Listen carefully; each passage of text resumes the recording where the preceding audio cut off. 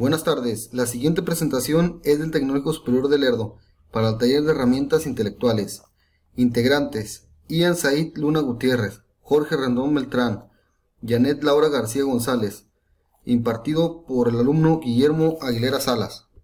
Aprender a pensar. ¿Qué es un pensamiento? El concepto del pensamiento hace referencia a los procesos mentales relativamente abstractos, voluntarios e involuntarios, mediante los cuales el individuo desarrolla sus ideas acerca del entorno, los demás o él mismo. Ahora bien, los pensamientos no existen como actividades intelectuales puras, ya que siempre van de la mano de otros procesos mentales que tienen que ver con las emociones y están generados y regulados por una parte del cerebro llamada sistema límbico. Los principales tipos de pensamientos. Con lo que hemos visto hasta ahora, ya queda claro que los pensamientos son altamente complejos y en muchos casos tan abstractos que encasillarlos en categorías herméticas supone caer el reduccionismo. Teniendo en cuenta esto, ya que muchas de las categorías que veremos a continuación se solapan entre ellas en ciertos aspectos. Veamos cuáles son los principales tipos de pensamiento propuestos y qué características presentan. Pensamiento deductivo. El pensamiento deductivo parte de las afirmaciones basadas en ideas abstractas y universales para aplicarlas a casos particulares.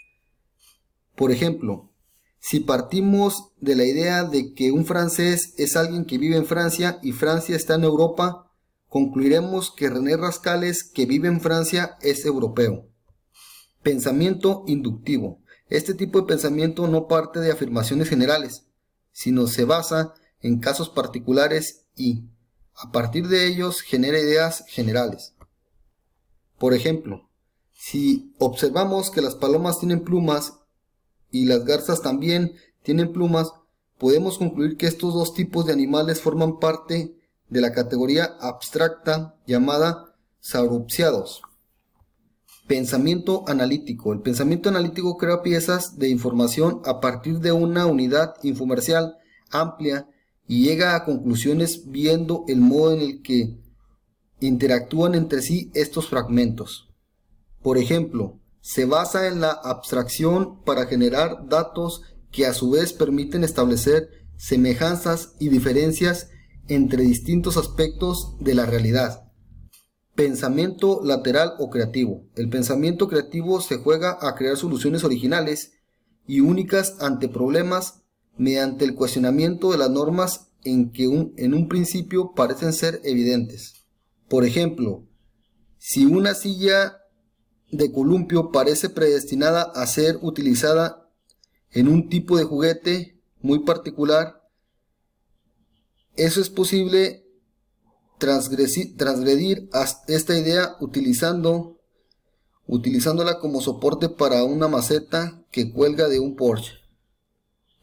Pensamiento suave. Este tipo de pensamiento se caracteriza por utilizar conceptos con unos límites muy difusos y poco claros, a menudo metafóricos, y la tendencia a no evitar las contradicciones. Actualmente es muy característico de corrientes de pensamiento vinculados a la filosofía posmoderna o al psicoanálisis. Por ejemplo, este tipo de pensamientos que se utilizan conceptos con unos límites muy difusos y poco claros. Es común este tipo en personas como los artistas.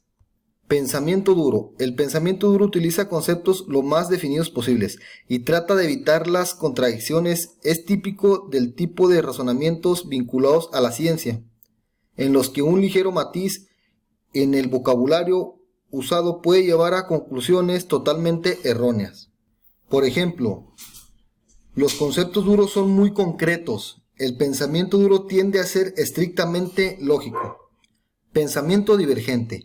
En este pensamiento divergente se establece una división entre dos o más aspectos de una idea y se explora las posibilidades de mantener esta participación.